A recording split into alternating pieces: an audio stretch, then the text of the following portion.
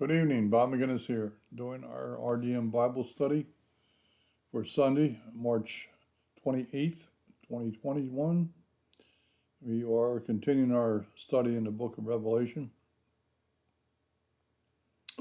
I pray you're having a great day, Lord's Day today. Beautiful weather out here in Oklahoma. I call it the RDM Bible study because that's my initials. Most of you, many of you probably knew that. And I put the initials on my paintings and on my photography also. So it's RDM Bible Study. You'll find it trying to get it on YouTube. And I also have it on the other one too, Rumble, got the name of it. So you'll find my lessons too recorded on those two places also. Our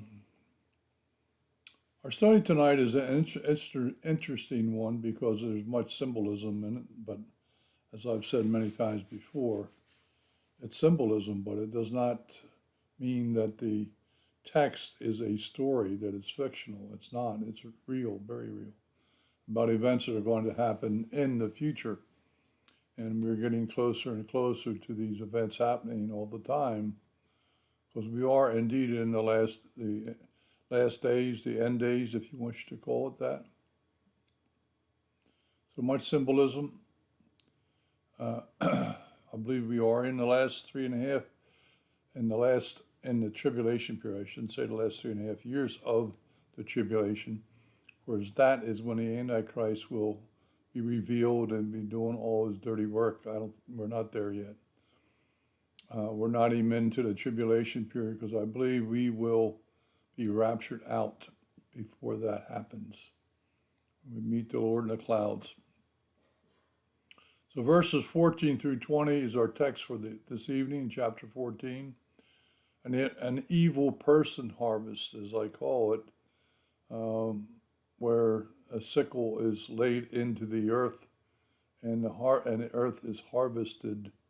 It's all according to God's plan. There's nothing surprising here. Satan and the Antichrist are not doing things that if God did not want them to happen, he would stop it. He would stop it. These are happening according to all God's plans. God is ordering most everything in this world, and has always been, both by his permissive will or his direct will.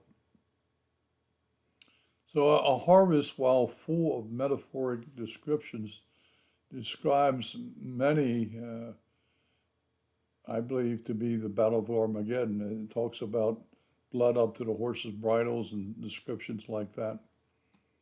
So I'll read the text, this text for you, verses 14 through 20, and then we'll do some commentary on it. And I looked, and behold, a white cloud, and sitting on the cloud was one like the Son of Man, having a golden crown on his head and a sharp sickle in his hand. And another angel came out of the temple, crying out with a loud voice, to him sat on the cloud, put in your sickle and reap, because the hour to reap has come, because the harvest of the earth is ripe. And he who sat on the cloud swung a sickle over the earth, and the earth was reaped. And another angel came out of the temple, which is in heaven, and he has also a sharp sickle. And another angel, the one who has power over the fire, came out from the altar, and he called with a loud voice to him who has the sharp sickle, saying, put in your sharp sickle and gather the clusters from the vine of the earth, because their grapes are ripe, ripe with evilness. And the angel swung his sickle to the earth and gathered the clusters from the vine of the earth and threw them into the great winepress of the wrath of God. And you don't want to be in the winepress of the wrath of God. And the winepress was trodden outside the city, and blood came out from the winepress up to the horses' bridles for a distance of 200 miles. And we know that in these end times, they're not going to have horses that are going to be doing battle. It'll be battle tanks. It'll be special aircraft. It'll be all kinds of military weaponry. But the result of it will be a very bloody situation, because when the Lord returns, he's going to destroy all those evil forces that are arrayed against him. Okay, so verses 14 through 20 of chapter 14, it's similar to Daniel chapter 7, verses 13 to 14. I'll read verse 13. And I kept looking at the night visions, and behold, with the clouds of heaven, one like the Son of Man was coming, and he came up to the Ancient of Days and was presented before him. There are other texts that talk about this same type of imagery. Revelation 1:7, Matthew 24:30, Matthew 26:64, and Acts 1, verses 9 through 11. Matthew 24:30 says, and then the sign of the Son of Man will appear in the sky, and then all the tribes of the earth will mourn, and they will see the Son of Man coming on the clouds of the sky. So another text there that describes the Lord on the clouds of the sky. Excuse me. Christ here describes having a victor's crown on his head, and truly he has earned that victor's crown, a golden one.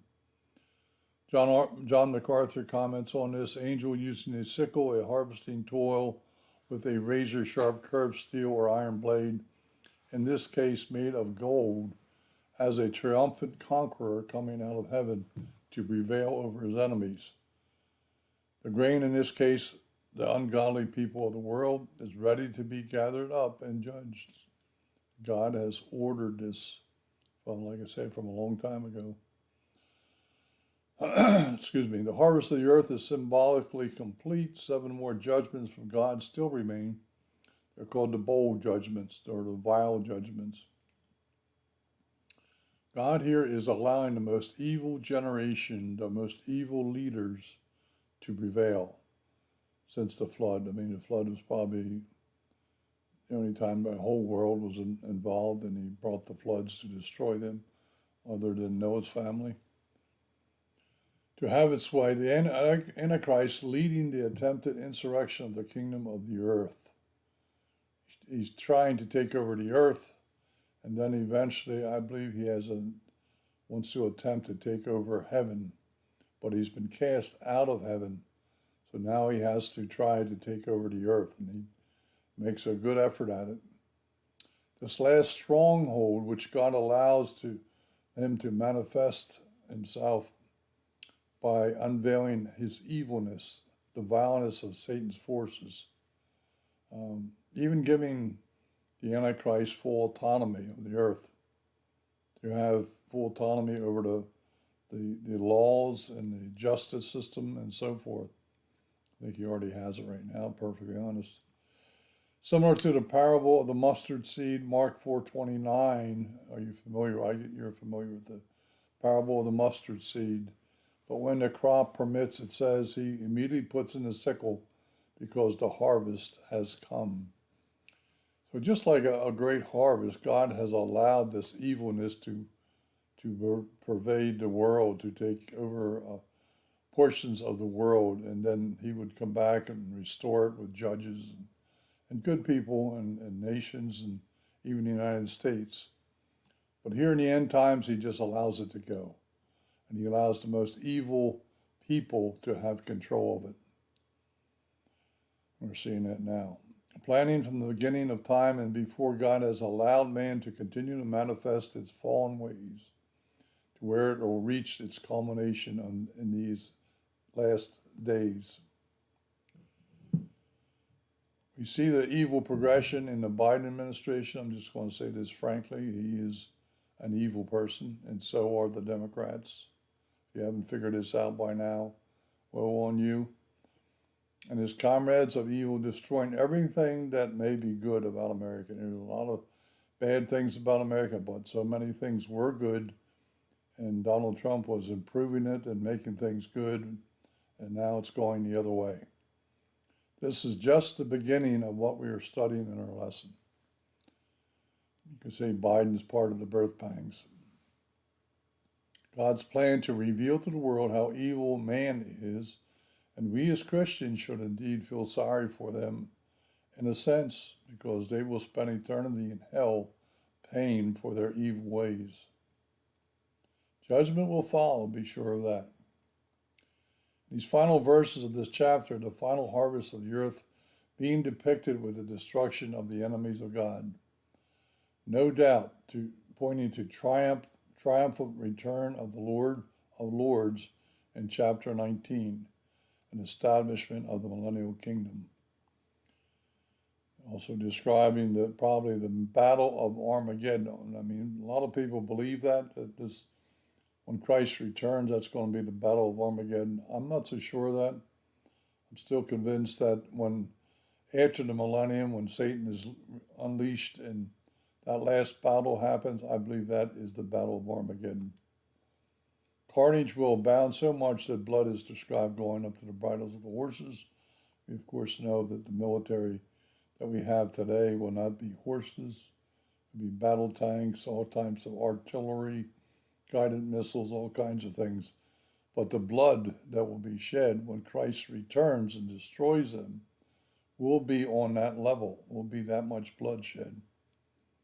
Described in chapter 19, verses 11 through 21, when the Lord returns, and in Ezekiel 39, 8 to 16, Jerusalem will be attacked but not destroyed, and also in Zechariah chapter 14, verses 1 to 5, if you want to write those verses down.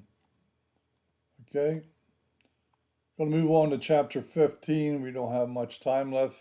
I will read the text. I just want to say a few things about chapter 15. I think we'll leave the reading the text to next time, to our next lesson, because I don't think we're going to have time trying to keep the lesson to 20 minutes, 25 minutes. So chapter 15 is interesting because it's like an interlude, and we've had a number of interludes in our study so far. In the seal judgments, there was an interlude. In the trumpet judgments, there was an interlude, and now we have one here. Just before the 7 angels come out and pour their bowls on the earth. So, in this chapter from heaven, a description of the victors of the beast. I just wanted to talk about this. There will be a battle, victors in heaven, and there will be victors on earth. Victors on earth during this time when the Antichrist is reigning will be those who are with the Antichrist, who have received the mark of the beast, that are evil by nature and have submitted themselves to the Antichrist and basically to Satan. Now in heaven, you're going to have another victory song of victory, victors coming out, and that's basically going to be those who are martyrs, those who have not submitted to the Antichrist, that have been executed and have died and have gone to heaven. And we're going to see described here in the text. There's going to be a victor's song. There's going to be a victor's celebration. So 2 victor celebrations, one on earth and one in heaven. You want to be a part of the one in heaven, not on earth. So I'd call the ones in heaven victors in Christ. I believe God considers human death. This is something I was thinking about today, as I often do. I believe God considers human death differently than we do, as Paul describes as the mortal putting on the immortal, and that's basically what it is. Flesh and bones, humans must take on their lives as eternal living creatures, heavenly beings eventually.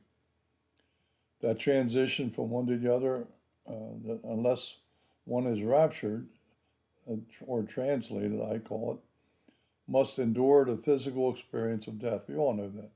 We are so attached to this physical life that all that it involves, but it's only a speck of time, a tiny, minute speck of time compared to eternity. But yet, death is made very important. And I understand that because it separates us from our loved ones. That's the big thing. It's for a Christian, it should not be about feeling sorry for the person if they're in Christ, because they're going to have a better life than we are by far when they're in heaven with the Lord. But it's the separation, I know, the fellowship, the companionship, even family. And I've experienced much of that myself. So I understand that, but death is not what we may think of it as God thinks about it. So, but the greatest part of our existence, if you think about it, will be with the Lord.